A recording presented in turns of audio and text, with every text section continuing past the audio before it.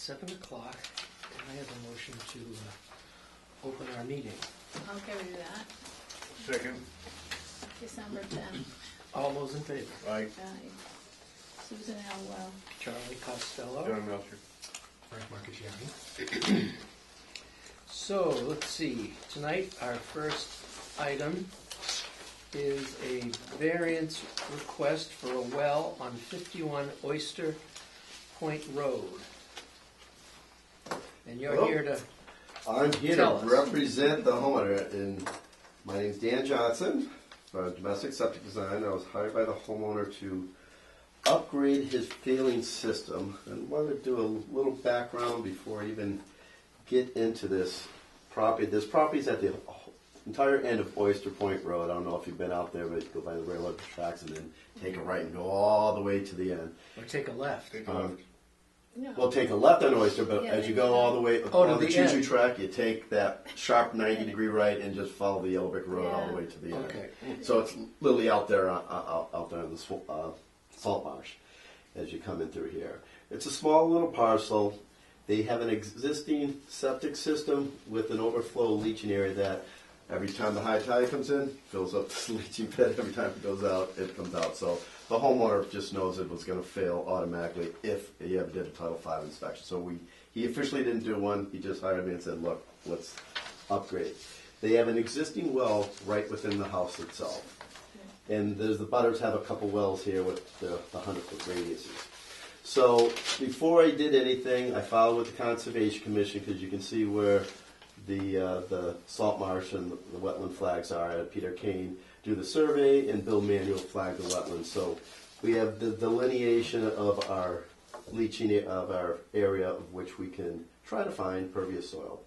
So subsequently after the Conservation Commission meeting, I went out and I did 2 soil tests in the only open area on the property that were outside the 100-foot buffer zones of the abutters well, but obviously on the property.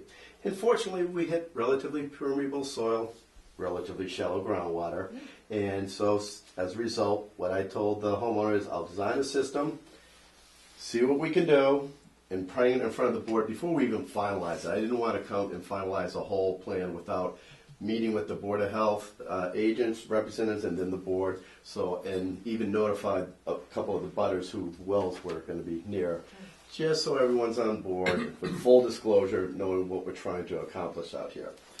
So subsequently, I did do a draft plan, which you can see I made a nice little colored marked property for you, so you can separate a little bit of the wetlands, which are in the purple, and the dark black is still circle is the 50-foot radius around the existing well. And you can see the radiuses around the abutters wells. I was able to design a new system using a pretreatment Waterloo biofilter, which goes right where about the original septic tank would go. It's only 14 feet from the salt marsh, about 3 or 4 feet from the property line. But we have a nice pretreatment system that, for a secondary system, that can go to a pressure distribution system, which is a very small leaching area fortunately you only have the 2 bedrooms there. And it would be a 30-foot long by 6-foot wide pressure distribution system.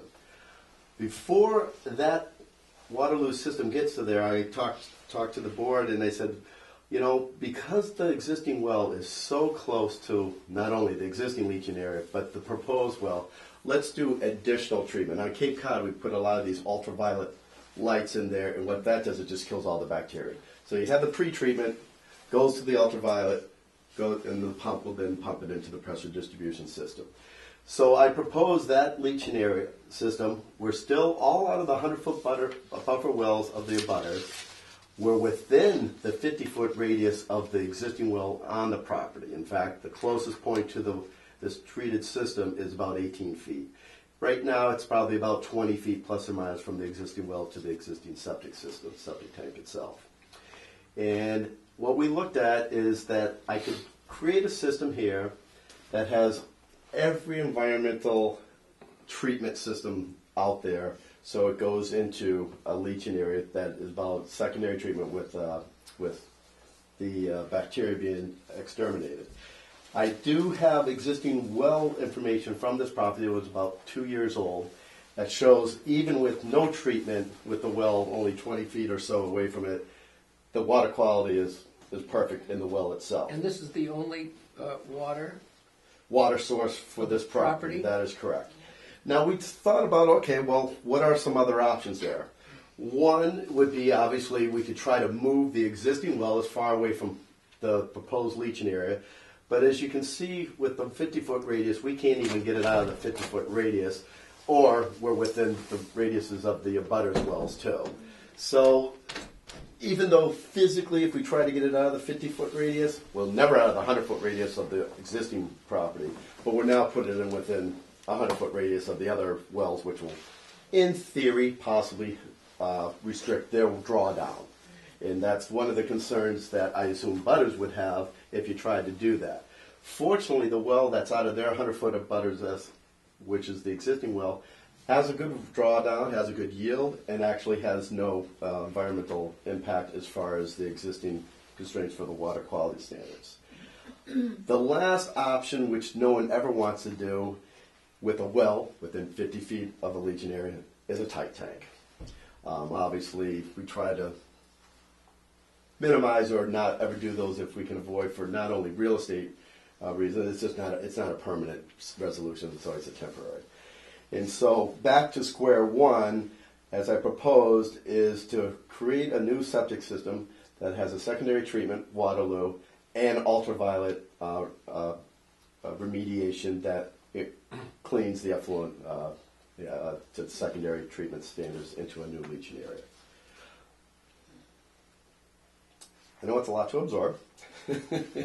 And frankly, I've done thousands and thousands of designs. You use that all over frankly. the place. You use that frankly because his name is Just Frank. right. I like to do that, yes, play with words.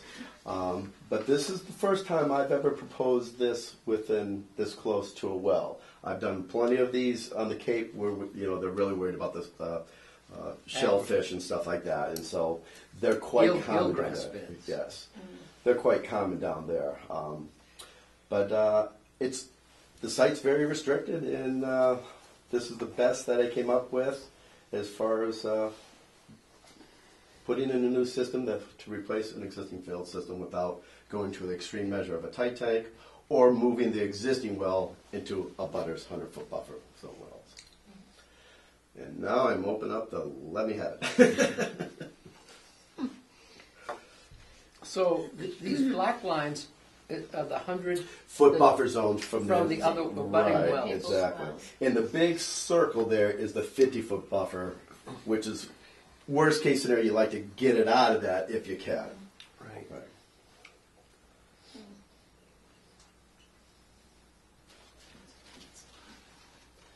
And as So you can- not to interrupt, but the purpose of tonight's meeting, a variance request. it's really to get your feedback. Yeah. So, but abutters weren't notified of this meeting, or We actually did notify these two butters because they were the only ones at this point that would be impacted. And so even though this is not a formal meeting to give variances, to get an approved plan, but if they had concerns, if we talked about the option of moving, at least they could, in a public forum, talk about if they had any issues with that. And so, the suggestion of Frank and They Wendy, have been we did notified? notify. Yes. Yes. what, with certified mail or something? Or? I actually just mailed the two of them, but I officially mailed it, and we do have a copy of the letter that I sent to them regarding the concerns. That was option number two, and we have talked did sort of proactively to just let them know that one option is to move this well closer to those two wells. If they had concerns to bring them. And obviously, once we kind of balance the ideas, if this is hopefully the route that you choose that would allow me to go through, then we'll finalize the plan, submit it to the board, notify all the abutters that are impacted, and then have the official meeting. But I did not, and after talking to Frank and Wendy, it didn't seem wise to spend the homeowner's money on a full engineering plan to come in front if there were just negative concerns right off the bat. I didn't want Right. to accept We're in duplicate favor things, right. of being part of the solution Right. Yeah. rather than denying your Right. ideas. Tell us, or my question is, how does this Cellcore UV unit improve the effluent? It kills all living bacteria. And where does it plug into It the, goes right after the pump system. And it literally, you have a 2-inch discharge, and it kind of goes right like it. If you flip over the next page, the effluent, you'll have the little arrow goes right in. Okay. The UV light there kills all the bacteria as it's going through into the new leaching area. We have annual maintenance requirements for Waterloo, as you know. That also will be included in that, and frankly, they work really good, but they only last about a year or two. And so each year Well, they'll have to that's put a my new wonder. bulb. Oh, yeah. Right, so it and who works does out. the maintenance on that? Who? The same people who be doing like The water- let's say D.F. Clark was hired to do their own Waterloo system. They would also be checking the ultraviolet light, and usually, from our experience and talking to all the other engineers and Board of Health agents down at the Cape, which these are used constantly, they work really good, but they require to do them annual treatments, and almost every year they have to replace the bulb. But they do a very good job if you want to use this additional environmental safety factor because of the close proximity of the existing well.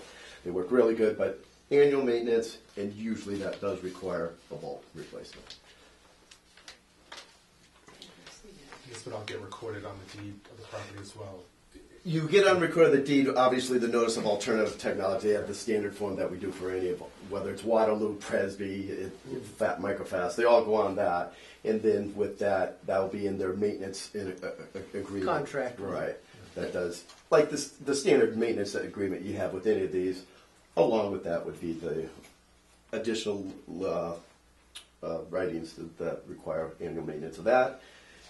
I wouldn't put in it's going to most likely require a bulb. That is our experience that that's usually the case with. Yeah. that. Well, we could include that the bulb should be evaluated.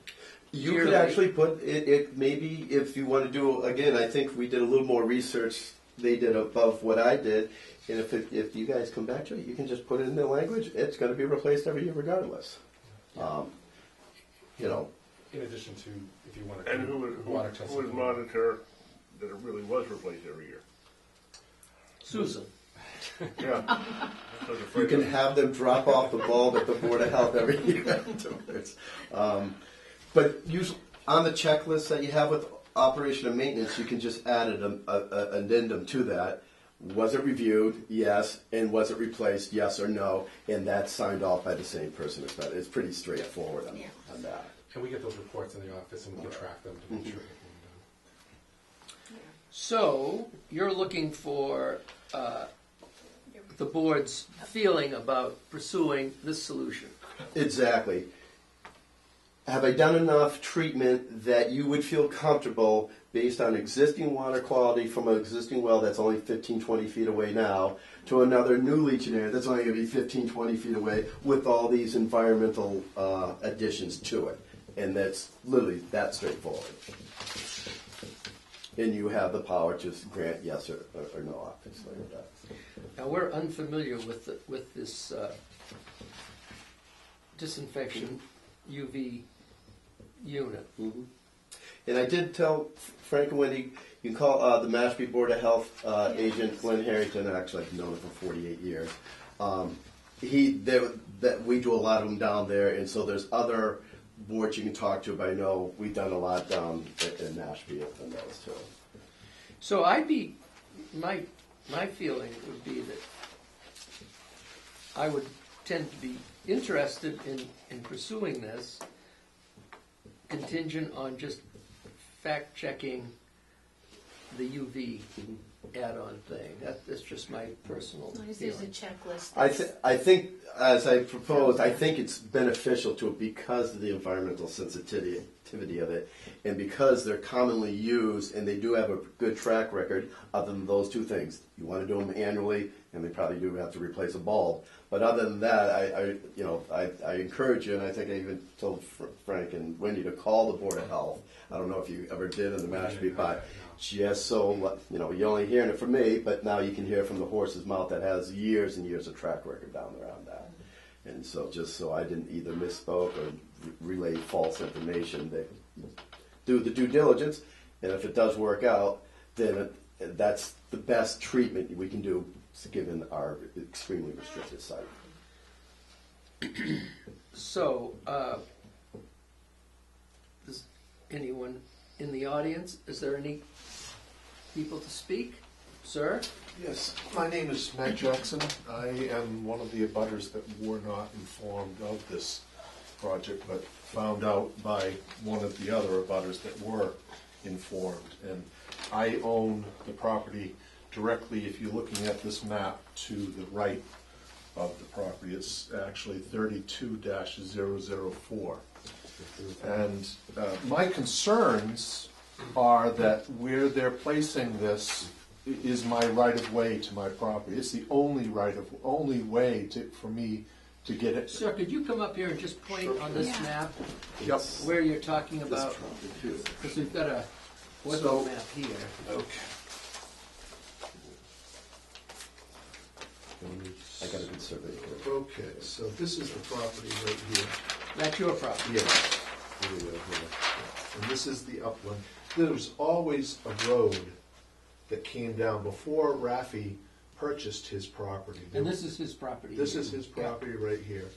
And actually, we came to some things before when he was building. He wanted to put in a garage. And I came to 4 meetings, 3 of which he didn't come to, and then finally they showed up. But he had to give me my right of way, which is in between both of the buildings, but where they are, So that, on this plan, proposing- that would be here. so that would be right through here. Yeah. And my concern is that this is going to be right in the way. Now, I don't know, when I spoke before with Frank earlier today, because I just found out about this today. This is all news to me. But You're probably in mourning with that hat on. I am. I am. But anyway, my concern is what that will be to be able to go on to the over that. Can you drive over that? You You could definitely drive. You can drive and walk over. We can make it. This is H20 loading, so yes, you can drive over there. And just to follow up with his concern is there's very little, if no, grading change. In other words, pre and post conditions.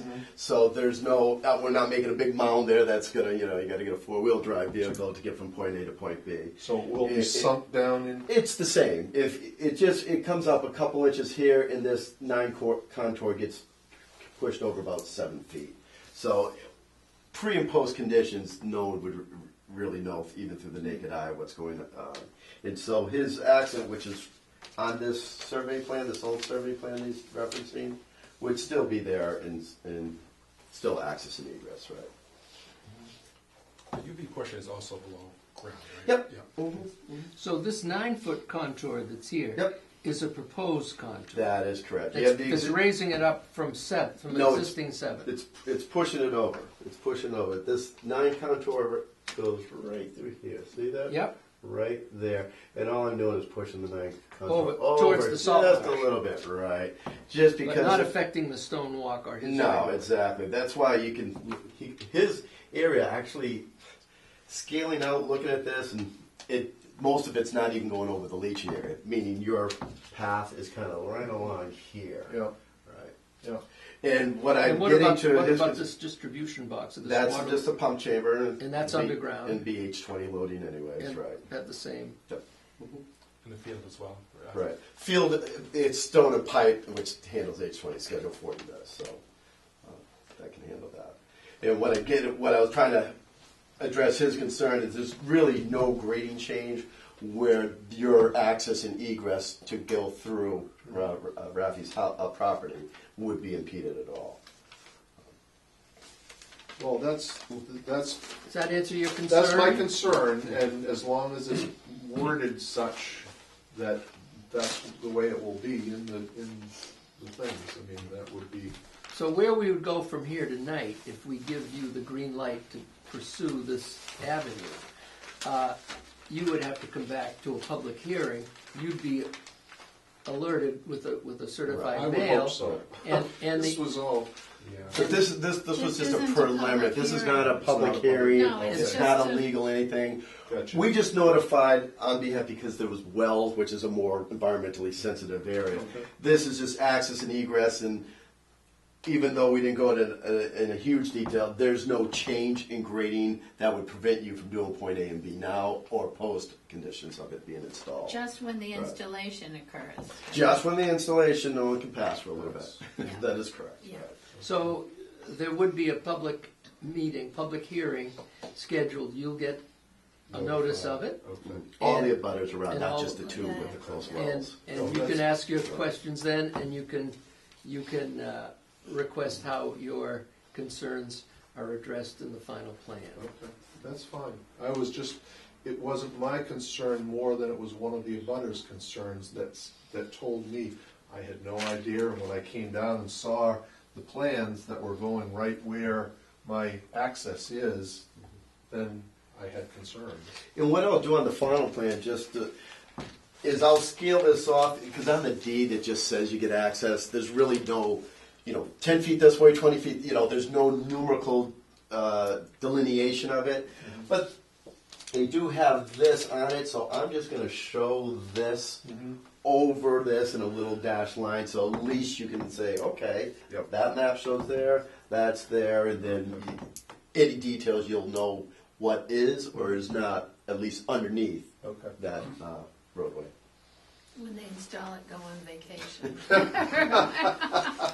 It'll be a 1-week vacation for everyone, right? Yes. That would be nice.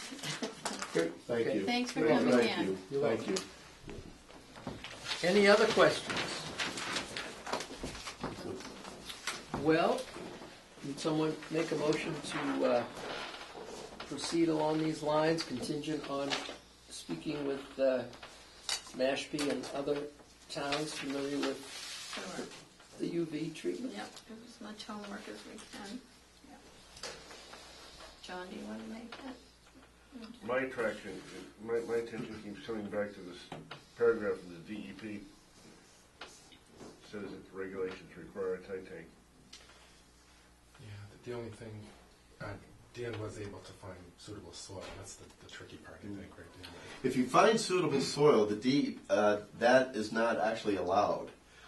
But technically, Title V, you can request any variance in Title V other than new construction for 4 feet of natural pervious material. Other than that, you can request every variance. Like we had one that Colleen at Switchboard Health that we just had. We had pervious soil. We were doing the same thing here. We were just squeezing it in. And one of the concerns, well, Title V says tight tank. And the answer, as Colleen pointed out, you can't because we have pervious soil. So even though you in theory can request or enforce it, it's basically usurping a regulation that says if you do not have pervious soil and you meet A, B, and C's, then you need a tight tank. But the key thing, and I'm just paraphrasing what Colleen was implying from the Title V, is that we have natural pervious material. Actually, decent natural pervious material. Perked well and was very suitable and easily can support the 2-bedroom system. That's the one thing. If we didn't have a well issue, this is a no-brainer. It's just the well being within, not getting it out of the 50-foot radius, which everyone would like. Well, 100-foot, number one, default to 50-foot. But it's still in your And that was variance. option 2, where moving the well, it would be outside of the 50-foot, and you would have to consider a variance for Yeah. that. So, And then you're now putting a well inside of other Someone people's else. wells. Out of the Yeah. people's that- area. And that just kind of kicks in a whole different conversation for those abutters too. But, and that's why we Yes. proactively alerted those 2 abutters in case there were concerns about anything like that. Well, I would make a motion that we pursue this design. Contingent upon the Yeah. results of our On the results our of ultraviolet additional Yeah, treatment to see, system. yeah, to right. see how, Yeah, do your homework. Yeah. and We'll possibly quiz you to, tomorrow. and possibly to run it by DEP, just as a, Yeah,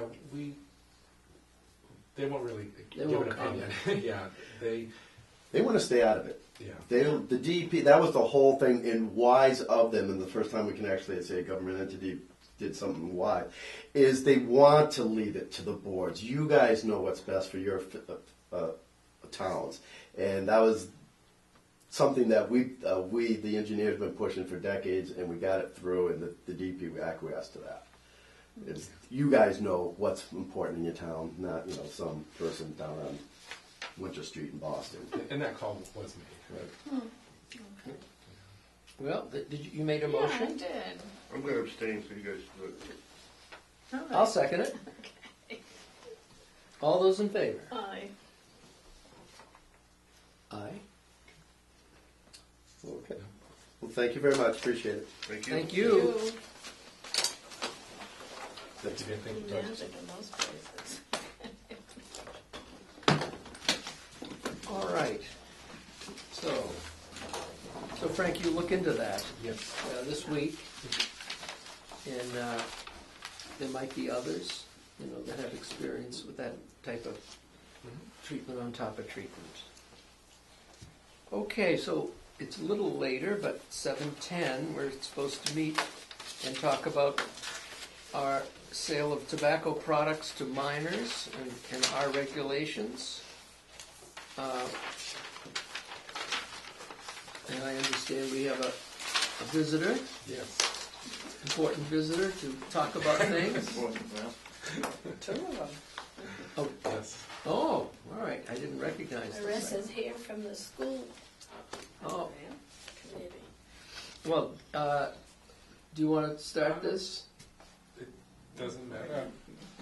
I mean, I can give you my background on it. So my name is Narissa Wallen, and I chair the Trade Regional School Committee. So last year, it actually would have been roughly around this time last year, I think, we heard that there was legislation coming through the state that would raise the purchase age for tobacco products to 21. Tobacco itself, the traditional the thought of tobacco, is not a huge deal in our school systems anymore, but vaping products are. They are an enormous issue. So it's basically ionized vapor with a product in it. They use a cartridge that plugs in, and it's basically one cartridge has about the same amount of nicotine as a pack of cigarettes. It's now currently with the newer technology, it's odorless, it's smokeless. Our students can literally do it in class. And it's virtually undetectable. They're starting to come out with some detection methods, but it's expensive thus far, and very small areas. I believe it's like a 10-foot diameter that you have to have these detectors in to be able to actually pick it up. So And they're very expensive. they are very expensive. This is true as well. Yes. So this has been an ongoing issue. We have removed bathroom doors. I mean, it's back to what you would think of the 70s and 80s of trying to kind of get around smoking type of deal. So we were very excited to hear that the purchase age was going to be raised. Called our senators, called our representatives, asked them to back this. They did.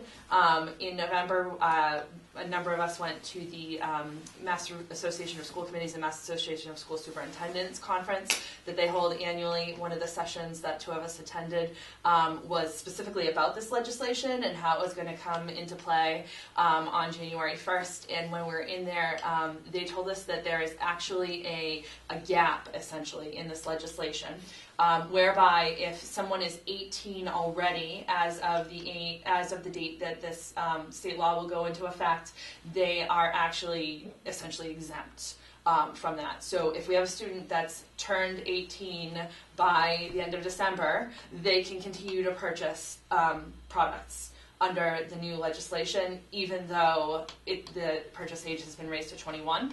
If they turn 18 on, say, January 5th, they cannot purchase until their 21st birthday. Because of that, we were greatly disappointed because we have a number of seniors, as you can imagine, who are 18 already, and some juniors as well.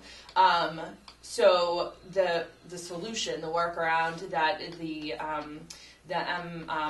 Mass Municipal Association and Mass Association of Health Boards, yes, thank you, representatives that were there suggested was that if you have a local health regulation in place already that prohibits sale, by the time that the state law goes into effect, it will actually prohibit sales to to people that are in that 18 to 21 year range in your town. It's not perfect. They're still going to be coming in. The FDA is cracking down on online sales. We're looking for more of that, hopefully. There are some towns around us that do not have a local health regulation, but if this was in place, it would stop our students from literally walking into a gas station down the street and purchasing vaping cartridges, which is what we would love to see. Thank you. Thank you. And we have Ron, would you introduce him? Oh, sure, Ron. Ron. As you know, we are part of the, what's our official title, Ron? Healthy Communities Healthy- Tobacco Control Program. Thank you. And Ron works with us to educate the retailers and us about new tobacco products, does compliance checks, lets us know about new things that are happening. Do you want to sit up here, Ron, closer? And Sure. get you on camera? All right. So I was hoping Ron might be able to Can you give us bit a little of information background? about, what he does and how much he does for all the towns in this area, and how we sort of got to this point, and maybe if you don't mind, skim through the changes that we proposed and Sure. with some explanations. I'll be brief. I know that's important. Yeah. I do. Very important. Yeah, very important. Not Just that, no, please- this is a very important issue, Ron, and we don't have to be that brief. Well, you can gauge that. I'll give Okay. a brief introduction, and then we can engage as long as you like. Again, I've been very proud to work on your behalf and the health department's behalf to educate your retail community that does sell tobacco products. It's at, I believe, 7 right now. 7, yes. Retailers. And I think we've been working with you since 2011, 2012, something I believe in that so, yeah. ballpark. We worked with another group before that. And Oh, then- did you? Yes. Yeah. Okay. Greater Lawrence. Greater I don't know Lawrence, the was name. it? I Yeah. believe so, yeah. So I've been working with this collaborative since 2001, and we started with 6 communities. We're now up to 17. We work in the area stretching from Chelmsford, Billerica, to Newburyport, Topsfield, Dracut, kind of in that kind of fashion, that sort of geography. My main objective in the program is to educate, to get folks to engage in the practices and policies and procedures that help curb youth access to tobacco, and now what we are often what we do consider a tobacco product, vaping products. The origin of that is that most vaping products are made with nicotine, and most of the nicotine, the vast majority of the nicotine in those products is derived from the tobacco leaf. Yes, there are cases where there is synthetic nicotine, but for purposes of convenience and being able to enforce, we just consider all tobacco products nicotine. We also have extended the definition, and this is a new definition of tobacco products that would be in your regulations that would, instead of the one sentence that you had, which was the traditional one, the things that could be smoked, combusted, chewed, that sort of thing. Now it involves vaporization, aerosolization, as well as no nicotine products, because some are no nicotine, and as well as encompassing new uses of vape with CBD oil, for example, and even potentially marijuana, although marijuana wouldn't be able to be sold at anything but a marijuana establishment. CBD oils right now is in a really... Oh, a CBD oil, what's that? CBD oil is from the hemp plant. It's an oil that has properties, I understand, that are more for relaxation as opposed to the traditional high, if you will, from the THC component. They are sold now, and that's another issue altogether that doesn't fall within our tobacco control regulations, but youth are using CBD oils, as well as adults, under the tongue for oral consumption, creams, and yes, vaporing. So we want to cover the vaporization. It also comes in handy when enforcing the state law, which we do, for not vaping wherever you can't smoke. That now is a new law that will take effect at the end of the year as well. And we don't want to get involved with the really nitty-gritty of, not only instructing the employer in control of the premises that somebody is vaping, but not to be confronted with, wait a minute, that was not tobacco, that was hemp, or that was CBD, or that was no nicotine. It just gets too confusing, so it keeps it neater. Another provision as an amendment in your regulations, just taking that number 18 and substituting it with 21, which gave the correct overview of the law. It was a grandfathering provision, much like I think we might remember with some of the alcohol changes in the past, where it went from 18 to 21. It was to grant. There was a arguably. The folks sponsoring this legislation are very supportive of the Mass Department of Public Health and our efforts, because we are funded by the Department of Public Health and our program. But I guess the compromise provision of this grandfathering was to not take away a right, if you will, to buy tobacco products for those who already enjoyed it. So for those who are 18 now. However, I'm thinking of a few communities. Most of the communities, the vast majority of the communities in our collaborative 17 have the 21. However, I think noteworthy is that just recently, when we got word of the new state law, some of the folks that felt, frankly, quite staunchly opposed to the 21 requirement reluctantly changed it. I give you the example of Bill Ricca. Bill Ricca passed some of the most stringent regulations on tobacco vaping that are available in the state. They restricted flavored tobacco products to only those stores that allowed people 21 and over to go in. Good bless you. They also put minimum pricing on these cheap cigar products. They put in buffer zones of 500 feet from schools for any new establishments to sell tobacco. They also put in provisions, even some for permit caps. Bill Ricca did, April just did.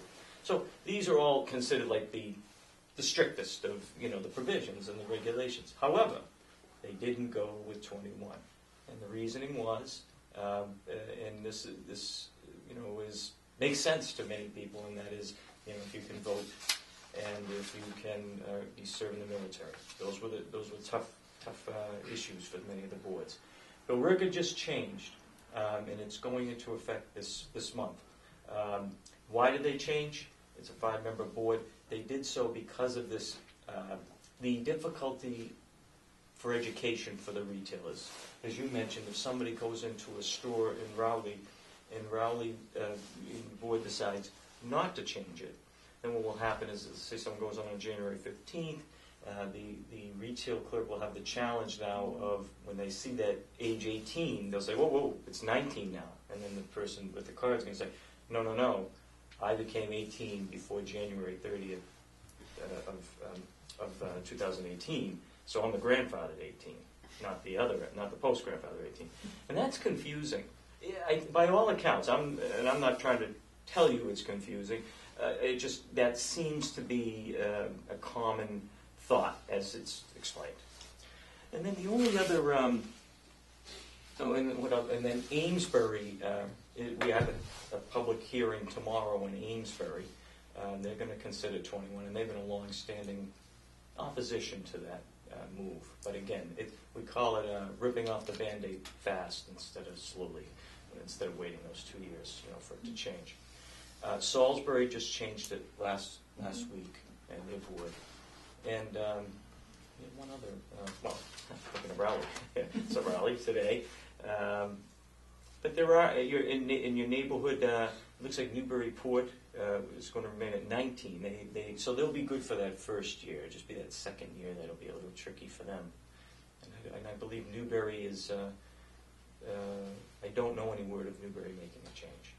I checked with Newbury. They said they currently do not have any facilities that sell vaping products in their town, and they don't have any down the road, that they're seeing. So they're not concerned about it. So it'll be more just the traditional tobacco, and that isn't as much, as a dire concern. It's seen as disgusting by Yes. teenagers, although vaping, oddly enough, is not. Yes. So. Well, with mango and fruit medley. And, flavors, that's the enticement, I guess. Mm-hmm. Topsfield did change to 21 some time ago. So, and what else? And then Frank actually mentioned a very interesting point, and I'm sorry I can't tell you with any definitive answer what section of the law. I usually like to know that, but what was noted was you have one establishment that is a tobacco shop, the Tobacco Shack.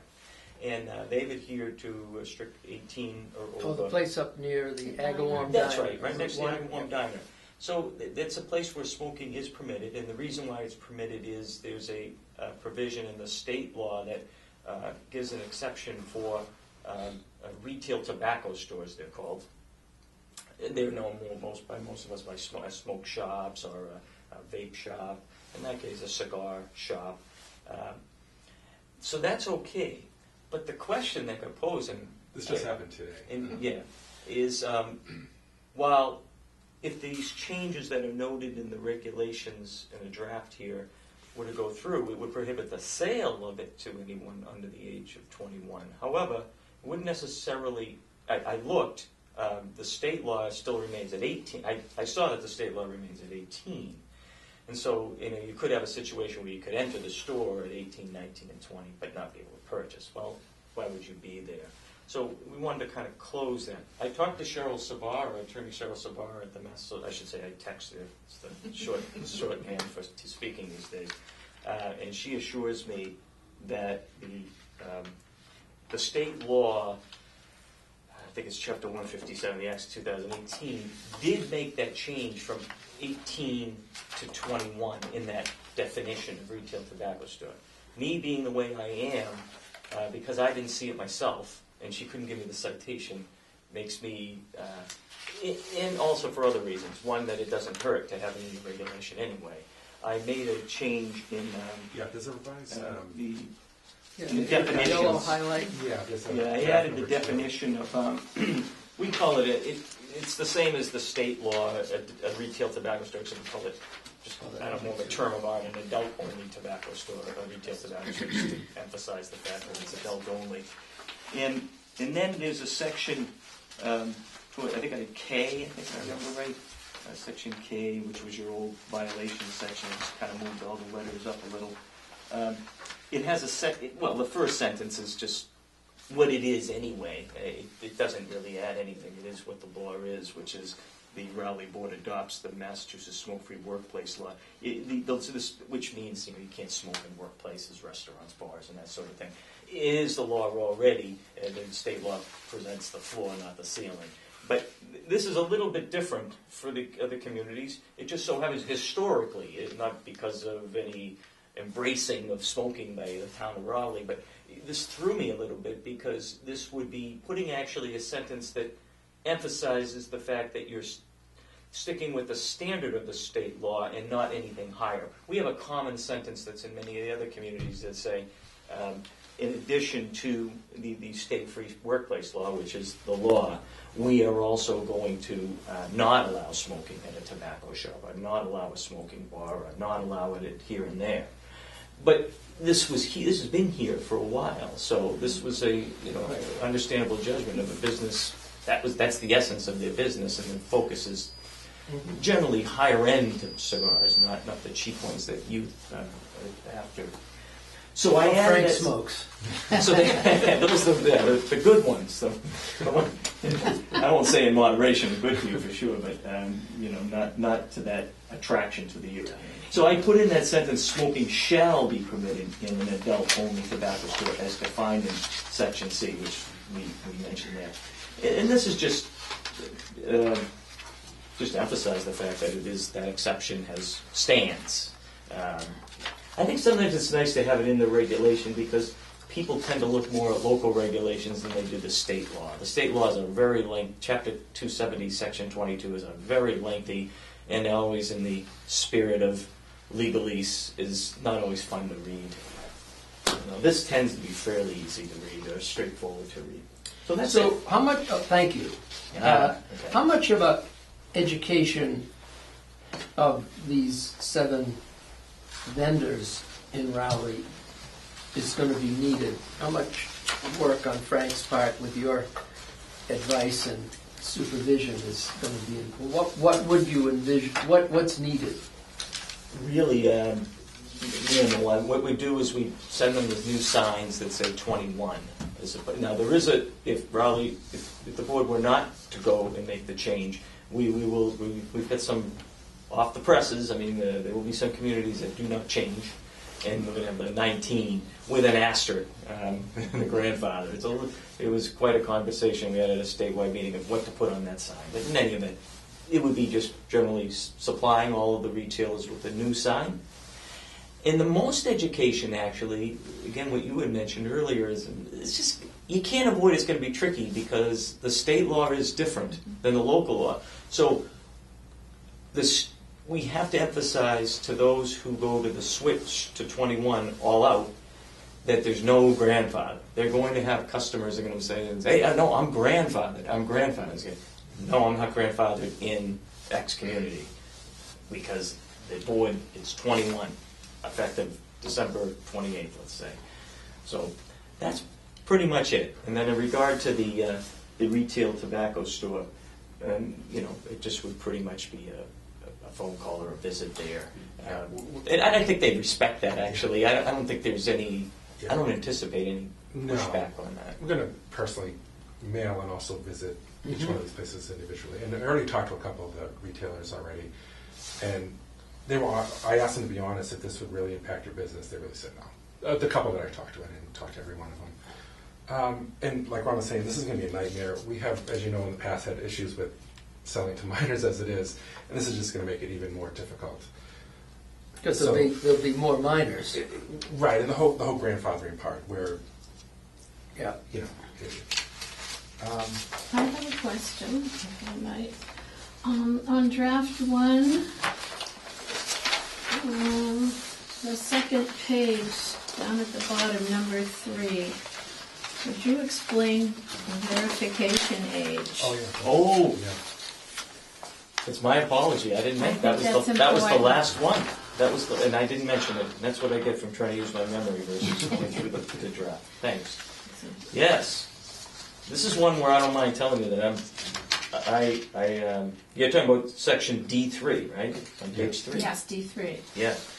To switch from age 27. Okay, under the state law, the state law requires anyone selling tobacco products to ID anyone who appears under the age of 27.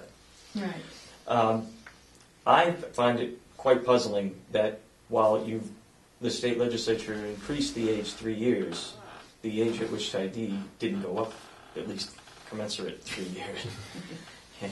People arguably can look older when they're older. So, but we have 40 now meaning 40 is the standard to ID, and with just to let you know, I recommend it anyway to all retailers, including in Maui. And the reason I do is I always tell them that I want them to win. I want them to succeed. I want them to pass. In fact, it's a little bit selfish on my part because I want all the members of my collaborative to look great. Now I could do that and achieve that by recruiting all very, very young-looking compliance check youth to do compliance checks, but then I wouldn't feel true to my cause, and that wouldn't be right. We don't want to manipulate statistics. We want it to be real. We know that in high school there are some that look older, and we know over the decades that we didn't usually recruit the youngest looking person to go in and buy beer or buy cigarettes and such. So this puts it at 40, and the rationale for it, Billerica's adopted it, Tewksbury's adopted it, Middleton, Methuen, Haverhill, Linfield, I don't have them all in my head, but many have now, is to just steer away from the 20-something group. And I probably it's a faulty analogy, but I liken it to, speeding. Most don't fear going 67 for fear, of even though it's technically in opposition to the 65 law. I don't want people. I want there to be a big enough buffer. And when I speak with the retailers, well, they do. I mean, I'm just trying to pick on something that people use. In 30s too. The way I usually describe it during educational inspection is, could you, with great confidence, definitely tell the difference between someone who's 26 and 29? You know. I mean, unless you're willing to work at a carnival and make a lot of money by guessing people's age, it's just not going to happen. It's just too hard. So just steer away from it. And I figure if you say 40, you're probably going to get maybe into those early 30s. Even if that, frankly, I don't even know what that is. It all depends on the person behind the counter. But I think 40 doesn't sound outrageous. In reality, we talk about enforcement and what people will actually do. So if they get into at least that 30s. And as we get older, we're more flattered when people ask us if we're That's 20. You think you're going to get much older? Well, no, but that's a good point about using reverse psychology, because a lot of retailers are, I hear all the stories, they feel intimidated sometimes or frankly abused just verbally. Oh, come on, don't you know? But maybe if you had a sign, and it wouldn't be a required sign, but I'm kind of even encouraging those who have expressed to me that they feel abused or, they're getting a negativity from folks that are aggravated by it, that you might, if you have a prominent sign that says, this is the law, people might be offended to not be ID'd. You might be going up even further. I mean, I would like being ID'd. Well, yes. It makes you feel like you're... Yeah. It also reminds me of that expression, youth is wasted on the young. Everybody I'm dating myself, but I used to go to Methuen Mall, and I'll never forget this, they were selling some sort of cream or ointment to take away wrinkles and such. And Oh, what I they would do, thought it was a hair growing. maybe it was hair growing. No, that was later. I thought. use that too. But I remember they took a picture of you and they aged you 10 or 15 years just to show why you should use this product, what you'll look like. And so I almost wish I could recommend software to the retailers to say, if someone gives you a hard time, just age them 10 years and show them, and then everything will be wonderful. If I'm having You'll a never bad be day, I'm again. going to Ridgedale.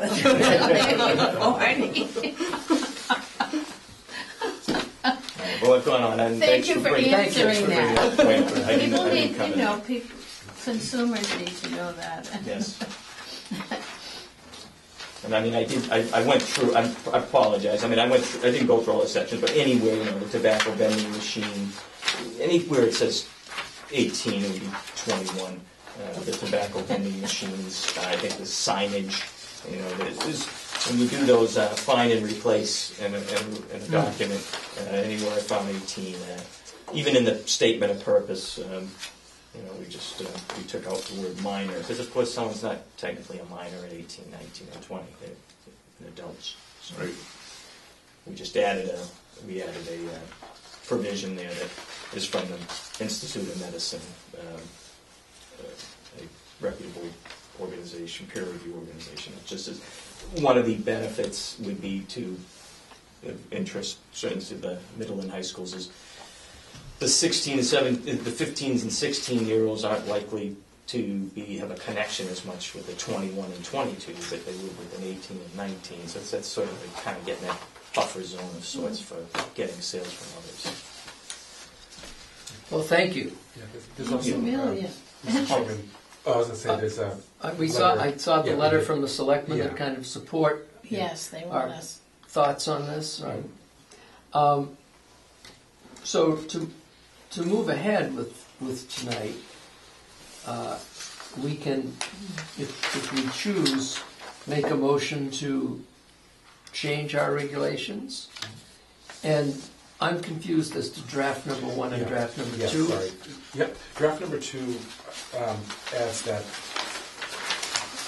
definition of the adult-only retail tobacco Oh, store. okay. And that other minor change about the prohibited smoking in the workplace. Yes. Okay, so Those draft are the number only- 2 is a more enhanced or restrictive, If you descriptive prefer that to improvement. that in. And again, this just came up today, and this is why you still have the older version. But if you think that change is worth making. Well, would somebody make a motion to update and revise our tobacco product regulations? To draft 2? To draft, to one of the drafts? To Yeah. specify which one? I would. Yeah. Yeah. So That's if good. somebody wants to make a motion that way? No emotion from Nope. you? Okay. It's my contrary night. Okay, I can see that. He's unemotional tonight. No, I'll move that way, accept draft number 2. Of the regulations for tobacco products sales. I don't know what else to say in that. Well, as it's written. As Yeah, written, as written. yeah. Do we have a second? I have a second. Okay. So all those in favor?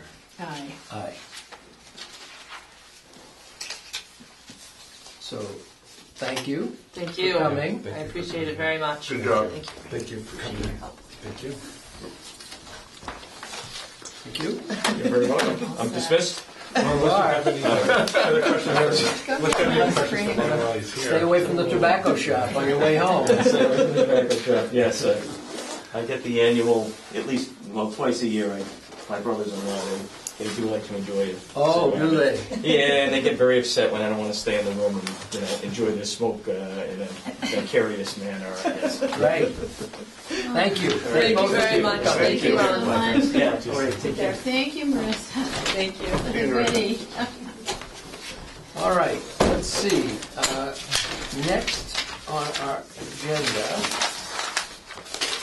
some review of bills.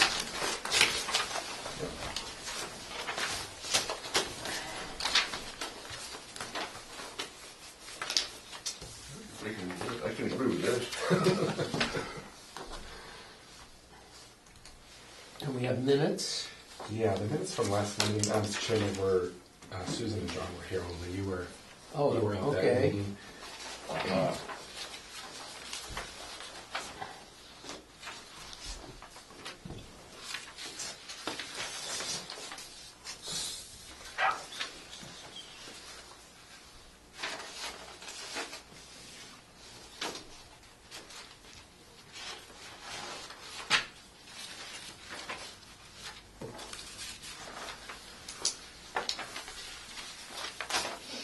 Susan, you already got this one, Susan. That's the registry fees. The registry fees. Yeah, remember it. Yeah. Yep.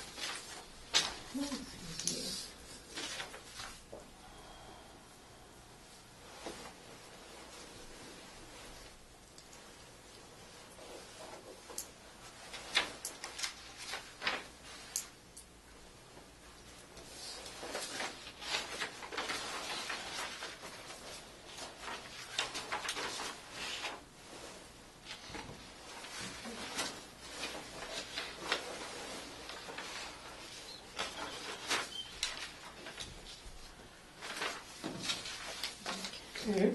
So next would be the approval of the minutes. I can do this one. And if, You have to.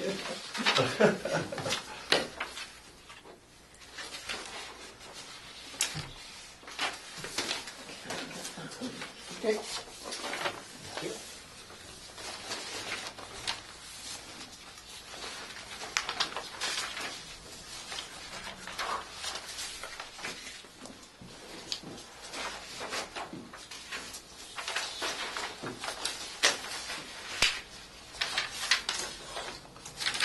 Find it again, I can do it.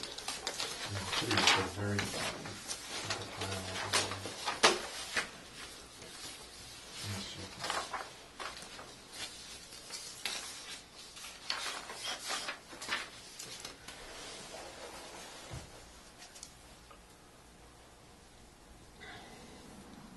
Yeah, I read this earlier.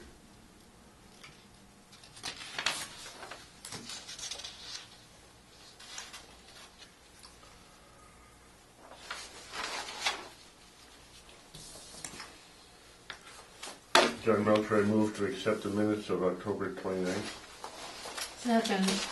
All those in favor? Aye. Bye. I'll sign mine, John. Pass it to you. Thank you. And so next up is our Excuse me. next meeting date into January. Yeah, we can, I don't have a calendar, and that calendar isn't. should we see what comes up in the next? Well, I Or do think you it's wanna always pick a good to date? pick a Yeah, date. I'll be away the whole month of February. Viekas? Yakis, yep. For you. So we ought to have, definitely have a meeting. January, Yeah. in January. So maybe the second or third week, we have Martin Luther King Right. weekend there somewhere, so, We'll look at the calendar. yeah. So it might be right the week after the 15th, maybe. Well, how about the 14th? Is that a Monday? That could be the 3-day weekend. Okay, so A lot of let's do people are the away. 7th. Do the 7th? Yeah. Okay. How about you? 7th is better for me, because Okay, I'm sure. probably going to Florida the 16th. I'm Go. not sure. Yep, go. Thank you. Permission granted. All right. I think that other concerns, are there more complaints about Frank that we have to talk? You know, No, So have we done a review on him? we have. How long is this going to take? So, We need to do that. We will do it Okay. at our next meeting. Well, we did one not too long ago. How 2 long? months ago. I think. Oh, that's right. You we did did? do it. Yeah, it's been reviewed, you're all set for a It's, year? it's You not said- formalized. Oh, We're, but it's you're working on it's it. in the works. Okay. yeah. It's in the works. Chamber's working on it. Okay. Yeah. All right. Well, do you have any things to mention to us? No, I think that covers it all. Things going well? Just trying to keep up with everything, but yeah, no, everything's going fine. And what about these new regulations with the tobacco? Yeah, You're going to have a strategy for? yeah. Like I was saying, we're going to mail it out to each establishment, and we're also going to personally visit each establishment, hand them the new regulations, explain the changes, and we're even thinking of having them sign that they received it. This way, if there is a violation later on, There they you can't go. say that Right. we didn't know about it. Right. Right. Now, if the person, usually I can catch the manager there, but if we don't catch the manager, and that person doesn't tell the manager, then there's obviously a communication problem there, which they need to address, so. So that's you what we were mail a thinking. copy and then you'll And also deliver a personally copy of hand the deliver, same. yeah. Like, and his Well, 70 you can mail it with return receipt requested, We you could don't do have to do that. That'll just take Yeah. everything out of the loop. Yeah, the reason we thought maybe of personally going as well, because if there are questions or, we can explain a little more in detail. And there's only 7. There's only 7, exactly. CVS, as you know, no longer sells. Easy Variety Store closed. There was one other. Where was that?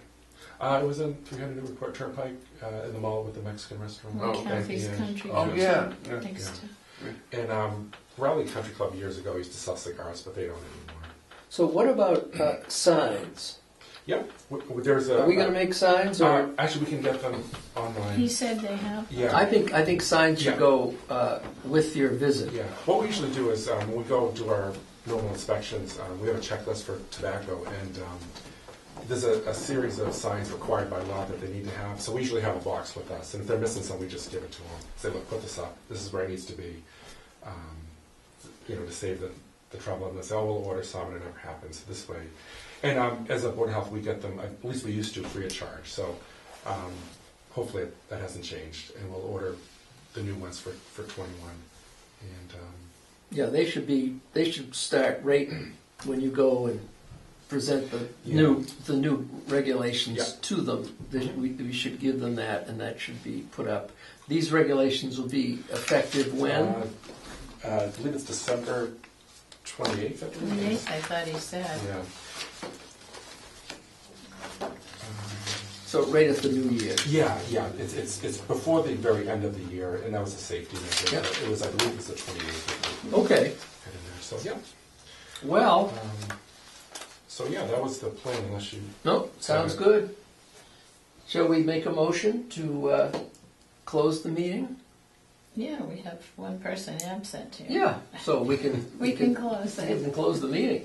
So, how I about a move that motion? we close the meeting at 8:05, December 10th, I second it. 2018. And all in favor? We. Thank you. Okay. Thank you, Frank.